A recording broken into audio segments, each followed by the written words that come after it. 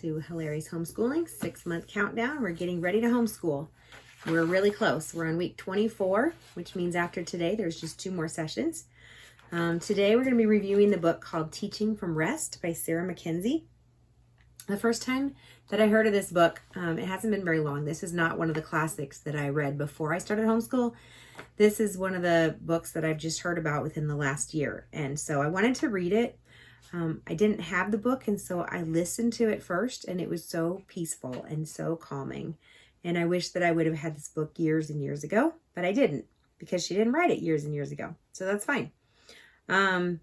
It sounds like she and I have been on similar homeschool educational journeys. And so I really appreciated what she had to say. I think her kids are still younger than mine, but I think that she and I have come to very similar places in our homeschool journey. And so I really appreciated it. And she just had so much wisdom to share. So I highly recommend that you get this book and read it. It's not terribly long. It's just very comforting and reassuring and reminding of what's truly important. So I don't think that she ever set out to write a book. I think that she wrote many blogs and then eventually condensed them and put them into a book form. And it kind of has that feel. Sometimes it seems to be repeating itself, but that's fine because it's good information. So it didn't bother me. It seemed like she started out explaining how weary she was in her soul of trying to be perfect and trying to do it all and trying to keep things together for her family and always doing more and more and more. And this is something that perfectionist homeschool moms deal with, is trying to fit it all in, trying to cover all the bases, trying to do it perfectly. And she is really, really good at reminding us that we don't have to do it perfectly. We have to do it faithfully. And I appreciated that reminder, because what God gives us to do is really an overwhelming challenge. Homeschooling kids and parenting them in today's society is overwhelming. And yet, he just asks us to be faithful in what we have been asked to do for that day. And sometimes it's hard to discern what the task is for today, because we can make our own plan for the day without consulting with what God's plan is for the day. And so it's very important that you learn to discern the voice of God and what he's asking you to do, because it may not have anything to do with the long list of things that you thought you were going to get done. So she definitely has come to embrace a more relaxed approach.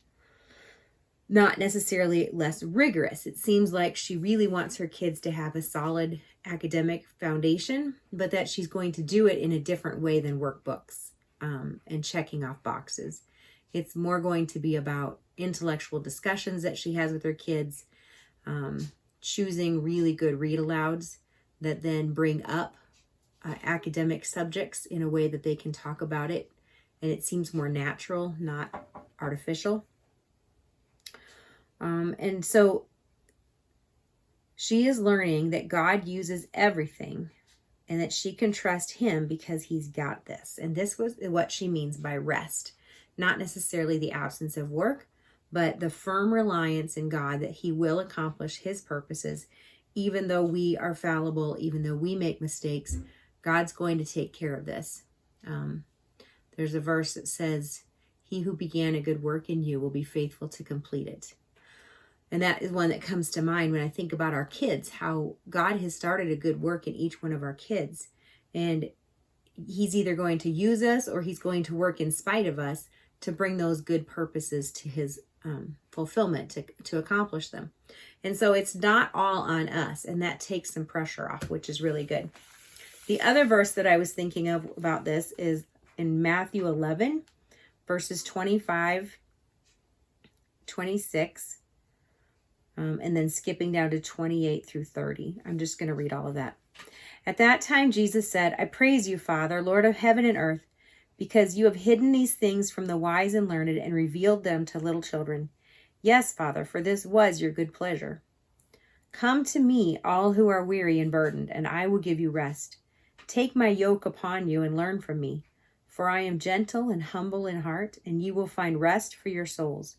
For my yoke is easy and my burden is light.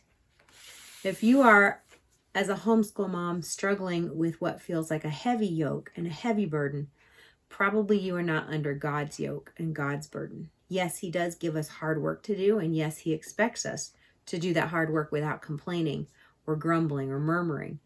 But if we are piling the work on ourselves that he didn't call us to do, then we're out of place and we're out of step with him, and we're not going to find rest for our souls.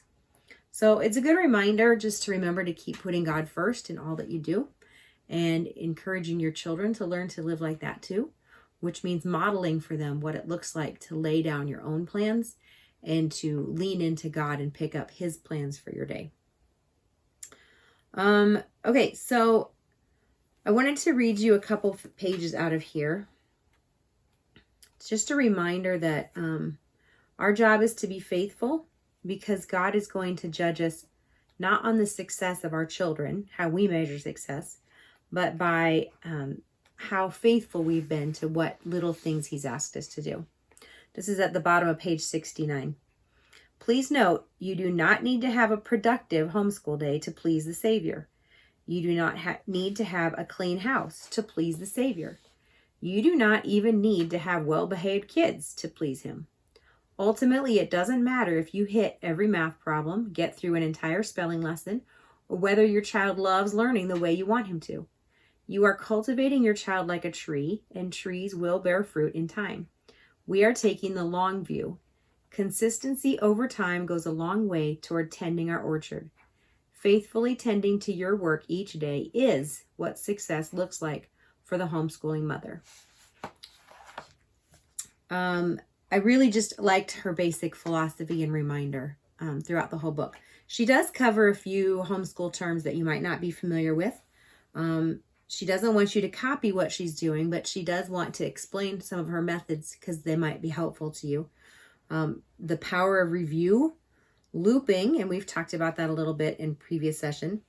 She calls something symposium, or it could just be a morning meeting, but it's where you have a more interactive dialogue based on what you're reading and not necessarily workbook pages. And building margin into your homeschool schedule. We're familiar with the term margin when it comes to just like an overall schedule, but she said especially with homeschool, you can't predict how the lesson's going to go or how you're going to get interrupted. And so even though you think it's only going to take you maybe 30 minutes to accomplish a lesson, go ahead and schedule it for an hour, because there's a lot that's going to happen during that hour. And during that hour, at some point, you'll get your 30-minute lesson in. So that was interesting to me, because I tend to usually put the bare minimum of what I'm going to need. And then I'm all, the day's just shot when I realize that everything's taking twice as long as I thought it was going to. And that's where you start to get really frustrated. So her approach of scheduling twice as much time as what you might need to get a lesson done just gives you some wiggle room, and the kids can, go and play outside with the extra time that they have. So that was an interesting thought to me. I'm still not sure if I'd be able to do it. I'm kind of a creature of habit now, but I did like that idea of building margin into your homeschool schedule too. She refers to something called scole. I'm not exactly sure how to pronounce it. It looks like a foreign word. And there are several ideas that she got from a guy named Dr. Christopher Perrin, who is the same guy who wrote her foreword. And so it seems like she has done some extra research into another philosophy of homeschooling that I'm not familiar with at all.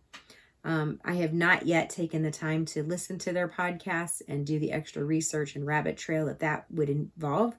But it looks interesting, and I think it would probably line up with my educational philosophy where I'm at right now. I just haven't had time to add that in. So that could be something interesting for you to look at and talk about too. It's a very short read. Some of the other homeschool books that I've recommended have been hundreds of pages, but this one is not even 100. And some of it's the foreword and the introduction and some advertisements. So I just really appreciated how quick it was to go through. Several people that I had read the reviews on said that they plan to read it, several times a year, just to remind them of all the wisdom and goodness that they found in this book. So that might be helpful to you. Maybe once through will be enough for you too. And this is our last book review. There's only 2 sessions left, and neither one of them about a book, but you have now been exposed to a good taste of what I consider good homeschooling books, and which encapsulate a lot of the different philosophies that I found myself lining up with. So you get to pick out whatever book you want to read next. But I would recommend that you always have some kind of homeschooling book somewhere with you. Not necessarily everywhere that you go, but like, just kind of be in the middle of reading a homeschool book every now and then throughout the year, because it keeps you, it's kind of like professional development for moms. I haven't been able to go to a lot of homeschool conferences. It just doesn't line up with our family schedule. And I don't even have time sometimes to do the online conferences. But I do have time to keep a book near my bed and read a little bit in the evenings before I fall asleep. And it kind of keeps my brain thinking about how to improve my homeschooling methods, or get ideas from other moms, or just be reminded of what's truly important in life, which sometimes when we are nose deep in books with our kids, we tend to lose sight of our perspective. So I would just encourage you to always be looking for good homeschool books. Not necessarily curriculum that you're going to do with your kids, but just books for you as a mom and a homeschool parent to try to kind of refine and sharpen what you think is important for your family. And that is it for today. We've got 2 weeks left, and I will see you soon. Thanks, everybody.